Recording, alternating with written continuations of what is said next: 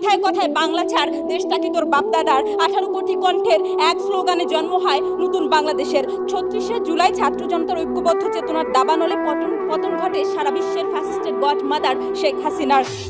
নাগরিক সচেতনতার এক দফায় 15 বছরের গুম খুন লুট ভোট চুরি কুশীলবরা লেজ গুটিয়ে পালাতে বাধ্য হয়। 18 কোটি কণ্ঠের এক স্লোগানে জন্ম হয় নতুন বাংলাদেশের। তখন আমরা বিশ্বাস করি মাননীয় স্পিকার, ভোটের অধিকার বলুন, রাষ্ট্র সংস্কার বলুন, জুলাইয়ের চেতনার বাতিঘর, সমস্ত চেতনার বাতিঘর আপনি আমি আমরা আমাদের মধ্যে নিহিত। যে কথাটি আমরা আজকে সংসদে বারবার বলছি মাননীয় স্পিকার, আমার বেটা মারলু কেন।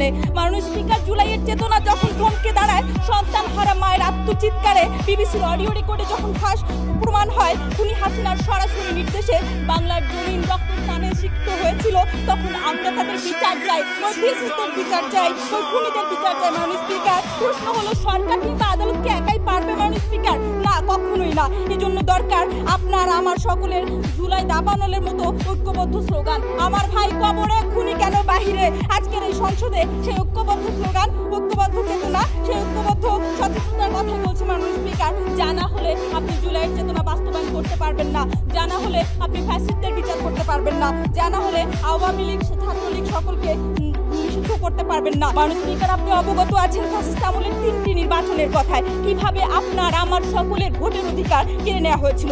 2014-এর বিনা ভোটের নির্বাচন, 2018-র রাতের ভোটের নির্বাচন, 2024-এ আমির নির্বাচন। মাননীয় স্পিকার, আমরা বিচার চাই আজকে ওই নির্বাচন কমিশনের, আজকে আমরা বিচার চাই ওই নির্বাচনে জড়িত অপরাধীদের, পুলিশ প্রশাসন সকলের, যাতে করে আর কেউ আমার আপনার ভোট কেড়ে নিতে পারবে না, যাতে করে মাননীয় স্পিকার কেউ খুশিতে বা ঠেলায় ভোট দিতে পারবে না।